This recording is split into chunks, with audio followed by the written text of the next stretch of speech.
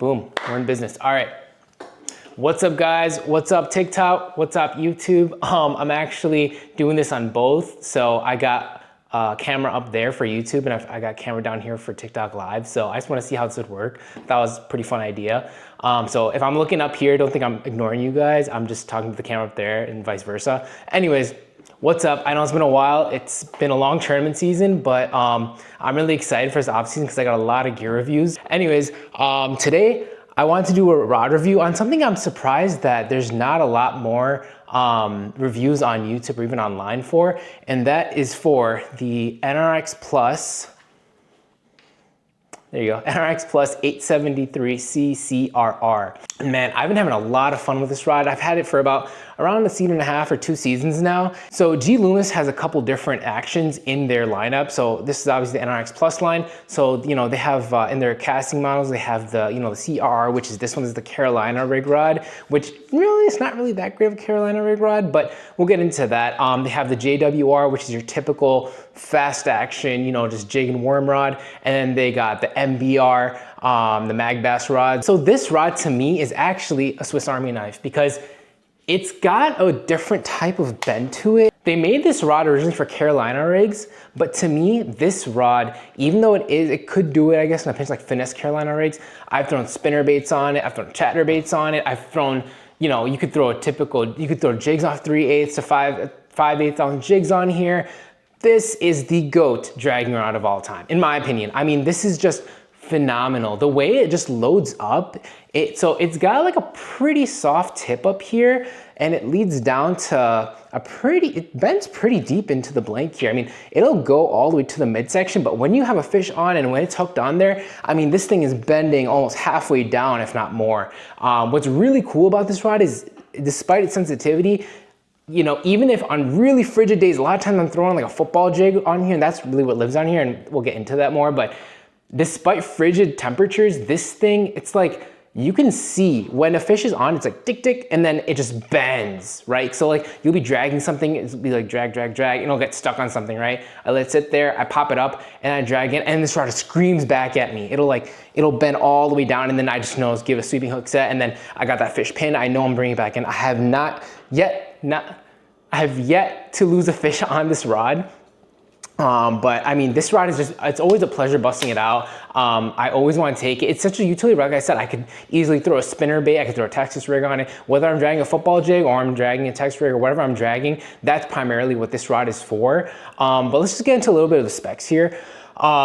Obviously, NRX Plus is not a cheap rod line. I think these things retail for like $650 now, which is crazy to me. But if you're smart about it, if you have a good community, there's a lot of, the used market for these rods is great. I mean, you could find these rods in the high 300s to low 400s easily. So you're good there. A lot of good cost savings over there. I would not pay full retail price. This is not worth $650 to me. No rod or reel is worth full retail, obviously, especially with everything going on in the world, but you'll find good deals online. Anyways, let's get into the specs for this. So like I said, greatest of all time dragging rod to me. This thing can handle 1/4 to 3/4 ounce, according to the rod specs here. And then it says a line rating of 12 to 17 pounds, fluoro mono. And, we'll get into, I have a 16-pound fluoro on here right now, so we'll get into that a little bit.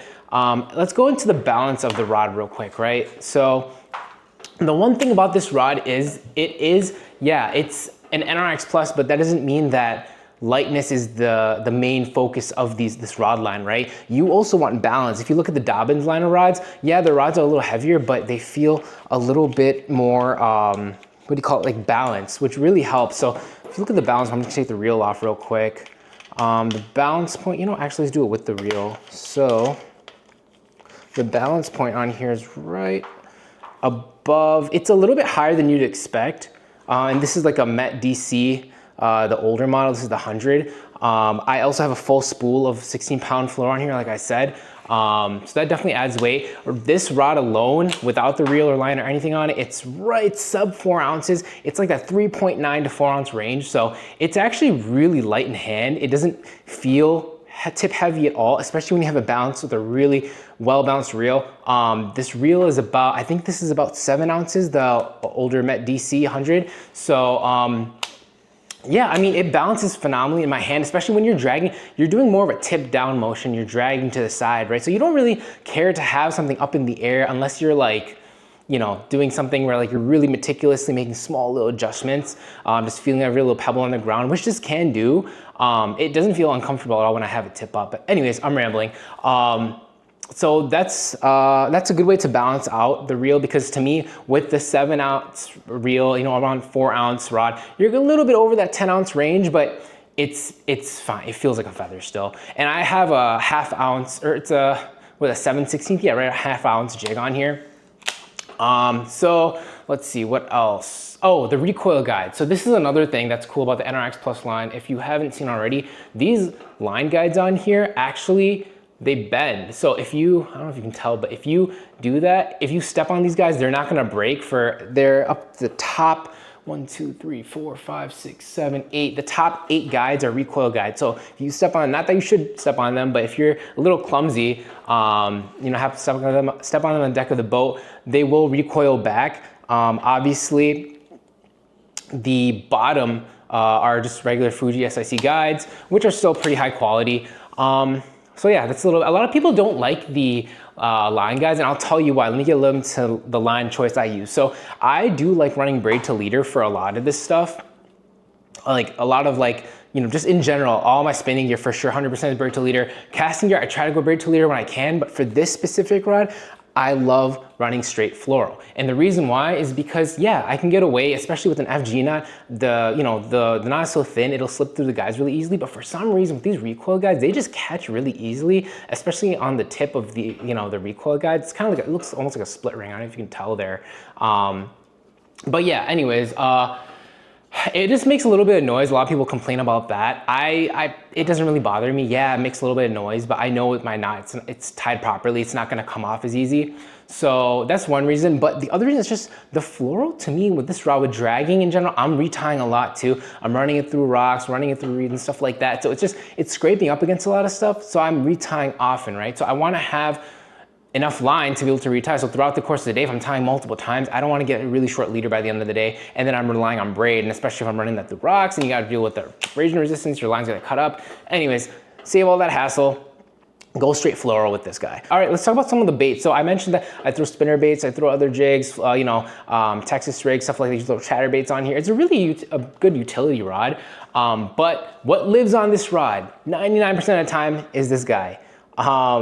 He's a little bit beat up, but that's a good thing. So this is Beast Coast, my favorite jig brand of all time. Beast Coast, this is the Baby Dozer. This is the 7/16, which is really a half ounce. And then on the back of this, I got a Bellows Craw by Geek Crack. So I don't know what it is. This trailer doesn't do anything. I mean, flapping motion, it's just all profile. It's all, you know, just chunk. And the fish really seem to like it. I mean, they just grab onto it. They do not let go. Surprisingly, it actually lasts a couple fish too. I mean, I haven't really had to replace one of these trailers after just one fish. You know, it lasts like 2 or 3 fish. Other thing that I like to throw, you could also throw 1/4 ounce. So these are like the 1/4 ounce high-tech football jigs that I really like throwing, especially when I'm wading. Smallmouth, I absolutely love these. They inhale these things, especially this color for some reason. In the rivers I fish, the Fox River, the thing is annihilated. But yeah, I mean, other than that, I highly recommend this rod. If you have not tried this already, please do, because this rod is just, it's just a joy to use. It's just really fun. And yeah, every time I have a chance to take it out, I always want to bring a bunch of different things to try on it, because I like testing the limits of rods. I would not go lighter than 1/4 ounce. And I also wouldn't go heavier than 3/4 ounce, I'd say, because I think that's just pushing too much. At a certain point, it's just, everything's just gonna feel mushy, and you don't wanna do that if it's too heavy. And then, you know, you kind of lose out on that casting accuracy with such a light lure. It's really good for that mid-range stuff. So anyways, guys, that's just a little bit of my opinion on the rod. Again, the rod, it just bends, it's got a nice soft tip up top. So it really allows you to detect those bites, especially if in the cold weather, like I said, when you're not looking, it just kind of like automatically. It's almost like when you're ice fishing and like you have a tip up and it just pops down like that. It's almost like that. And then it's really responsive throughout the blink too. It bends all the way down. So anyways, guys, hope you guys enjoyed that quick review. Again, this is one of the rods caught me a lot of good fish this season, especially in the cold water months. A lot of times, you know, even off the back of boat when I'm in tournaments and stuff, I just bomb a football jig off the back and I'll just kind of like slowly just bump the bottom, feel it, and all of a sudden it's just the rod just loads up. I just set the hook and I know that fish is coming in, you know, keeps fish pinned. So I really love this rod. Anyways, guys, if you haven't already, please like and subscribe on YouTube. I don't know what you do on TikTok, but do your thing on TikTok.